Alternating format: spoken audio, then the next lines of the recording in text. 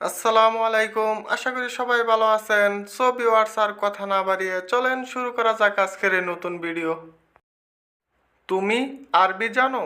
এই বাক্যটির আরবি বাক্য হচ্ছে ইনতা মালুম আরবি। এখানে ইনতা অর্থ তুমি, মালুম অর্থ জানো বা বোঝা, আরবি অর্থ আরবি। ইনতা মালুম আরবি, তুমি আরবি জানো? হ্যাঁ, আমি আরবি জানি। এই বাক্যটির আরবি বাক্য হচ্ছে আইওয়া আনা মালুম আরবি। এখানে আইওয়া অর্থ হ্যাঁ, আনা অর্থ আমি, মালুম অর্থ জানো বা বোঝা, আরবি অর্থ আরবি। আইওয়া আনা মালুম আরবি, হ্যাঁ আমি আরবি জানি। সে কি বলতে চায়? এই বাক্যটির আরবি বাক্য হচ্ছে হুয়া এশ কালাম। এখানে হুয়া অর্থ সে, এশ অর্থ কি, কালাম অর্থ কথা বা বলতে চায়। হুয়া এশ কালাম, সে কি বলতে চায়? তুমি পরে আমাকে বলবে।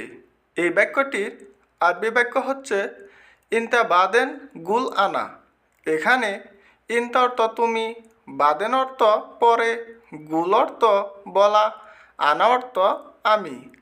ইনতা বাদেন গুল আনা, তুমি পরে আমাকে বলবে।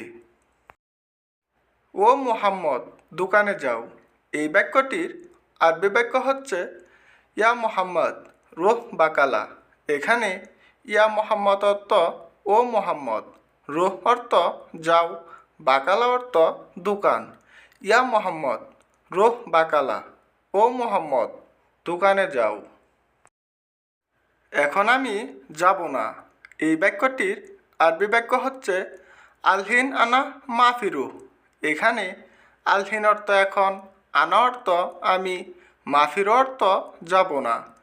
আলহিন আনা মাফিরু, এখন আমি যাব না। সে কে? তুমি কি তাকে চেনো? এই বাক্যটির আরবি বাক্য হচ্ছে মিন হুয়া ইনতা মালুম হুয়া। এখানে মিন অর্থ কে, হুয়া অর্থ সে, ইনতা অর্থ তুমি, মালুম অর্থ জানা। মিন হুয়া ইনতা মালুম হুয়া, সে কে? তুমি কি তাকে চেনো? মালিক, এটা আমার বন্ধু। এই বাক্যটির আরবি বাক্য হচ্ছে মুদির হাদা সাদিকানা।